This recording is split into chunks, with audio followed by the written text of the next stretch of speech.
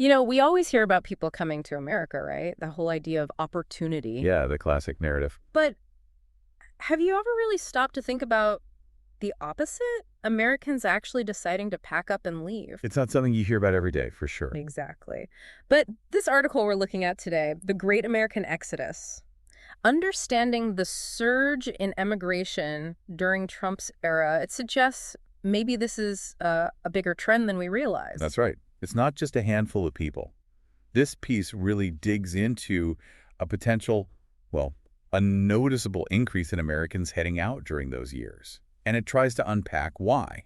And when we say unpack, it's not just, one simple reason. The article looks at a whole mix of things. A whole constellation, really. Yeah, like the political atmosphere, what was happening with the economy, social divisions. Even things like education, culture, global trends. And it doesn't ignore the practical side either, like how hard it actually is to just pick up and move country. So our mission today, for you listening, is to really get a handle on the main reasons behind this potential trend, according to this article. We want to go beyond just the headlines and see what the analysis says. Okay, so let's dive in. First up, something that was pretty hard to miss back then, the political climate. Intense polarization. Yeah, the article really hammers this point home, how fractured everything felt. Absolutely. It highlights how some of the rhetoric coming from the administration back then was pretty divisive. Right. And that led to a lot of people feeling alienated, like genuinely alienated. So if you felt like the policies or just the general direction was threatening your way of life or maybe marginalizing your community. The article suggests that prompted a serious rethink, like, is this where I want my future to be? And it wasn't just disagreeing on policy points, was it? It was deeper. Exactly.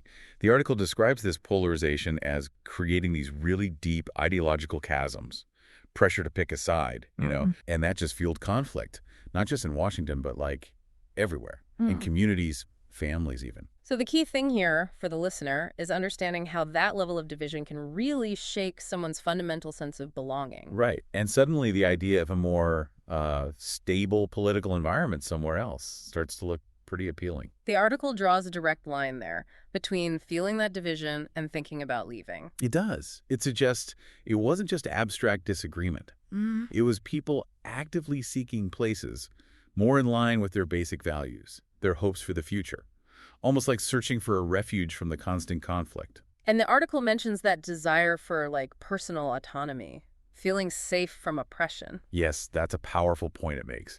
If you genuinely feel your freedoms are shrinking or your group is being targeted, then looking for a country with maybe stronger protections or just less political turmoil becomes a very real option. And the article links this to other big ongoing debates, too. Things like immigration, social justice issues, economic inequality. Ah, so they weren't separate things. They sort of set into each other. That's the argument, yeah. They amplified each other, creating this cumulative feeling of, disenchantment for some folks. So it wasn't just about who was president. It was this deeper feeling that society itself was maybe fracturing. Precisely.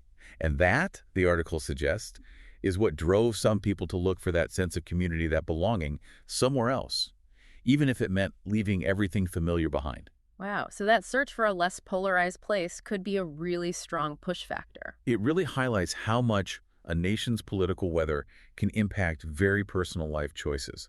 The article definitely makes a case that the specific dynamics of that era pushed some towards considering emigration. Okay, let's shift gears a bit. The economy. The article also paints a picture of quite a bit of instability there, too. Definitely. A key thing it points to is the impact of tariffs. Remember all the talk about trade wars, especially with China? Yeah. Hard to forget. Well, the article argues that while the goal might have been to boost U.S. manufacturing, the reality was often different. Right.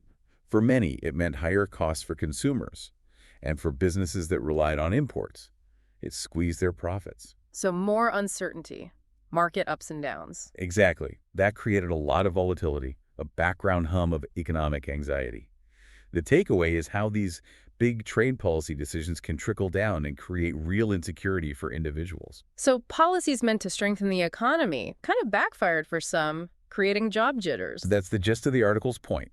And it also mentions the tax cuts around that time. Right. Those were supposed to stimulate growth. They were. But the article suggests the benefits weren't exactly spread evenly. Some companies, even if they made more profit, didn't necessarily go on a hiring spree. What did they do instead? Well, according to the article, some invested in automation or maybe expanded operations overseas, Ah, so not necessarily translating into more jobs or higher wages for everyone back home. which again fed into that feeling of job insecurity, maybe wage stagnation for a lot of people. And then, of course, the pandemic hit. The article covers that too. Oh, absolutely. It details the devastating impact on whole sectors, hospitality, retail, travel, just wiped out. Leading to huge layoffs, soaring unemployment. It just poured gasoline on those existing economic anxieties, So the pandemic was like an accelerant. a massive one. If you were already feeling shaky because of trade stuff or uneven tax benefits, suddenly losing your job or seeing millions lose theirs, Oh, it really make you worry about the future. and the article suggests that's exactly what happened. It pushed more people to actively look at job prospects overseas in countries that seemed perhaps more economically stable at that moment. So you've got these layers of economic stress building up. Trade issues, tax policy effects, then a global health crisis. Exactly. It's understandable how the article concludes that for some, looking beyond U.S. borders for a more secure economic future became a serious thought. It wasn't just one thing, but this convergence. Right. The intersection of all these economic pressures, trade, fiscal policy, the pandemic created this environment where immigration moved from maybe a what if to a maybe we should seriously consider this. Okay, moving on from the economy, the article also gets into some pretty significant social issues and human rights concerns that were really prominent then. Yes, this is another really critical area the article explores. Immigration policies, for instance. Like the travel ban, Yeah, family separation. exactly. Those kinds of actions, plus a general tightening of enforcement, created, as the article puts it, a real atmosphere of fear and uncertainty, especially in immigrant communities. You can imagine if you or your family had ties abroad, or you'd immigrated yourself. Those policies could feel incredibly threatening. The article suggests it directly impacted people's sense of safety, their sense of belonging. Pushing them to look for places that felt safer, more stable. Potentially, yes. And it wasn't just immigration. The article also discusses the rise in racial tensions, the protests. Black Lives Matter protests were huge then. They were.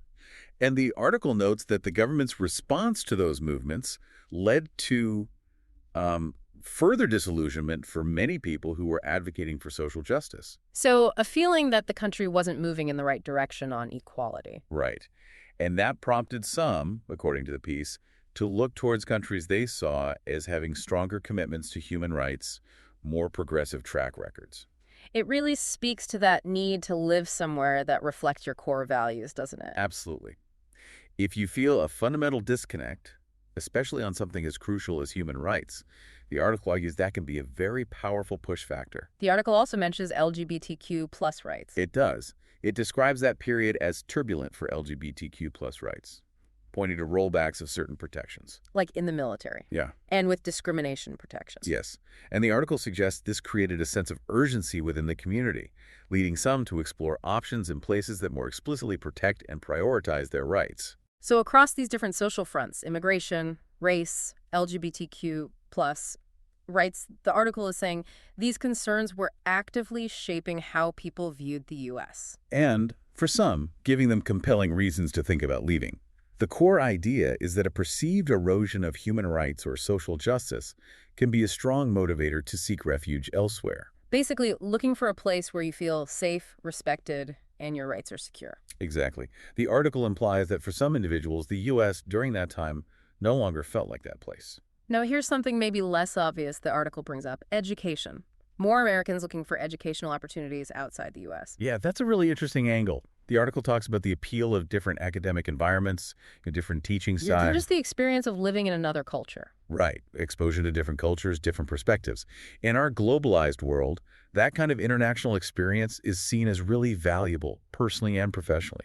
It makes sense. Getting an international degree, especially in certain fields, could give you an edge.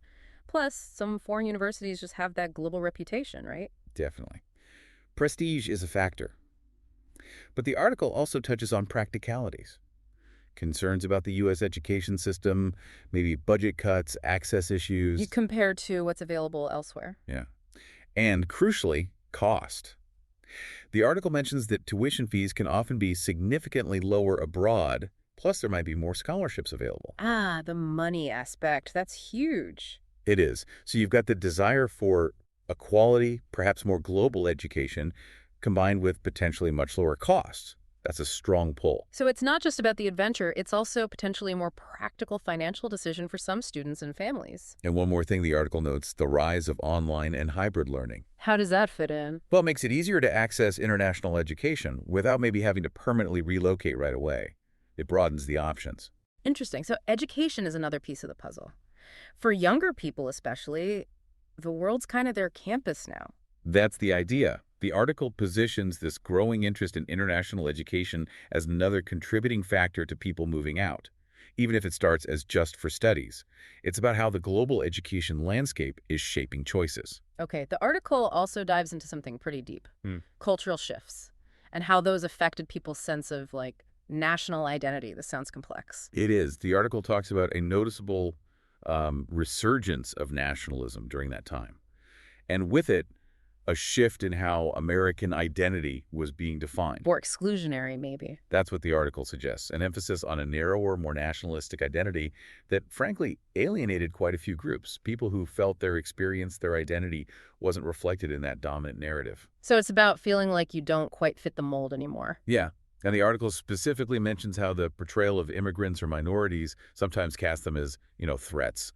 That kind of rhetoric fosters fear, mistrust, And could make people in those communities feel unwelcome, unsafe even. leading them to perhaps seek out societies that seem more overtly inclusive and tolerant.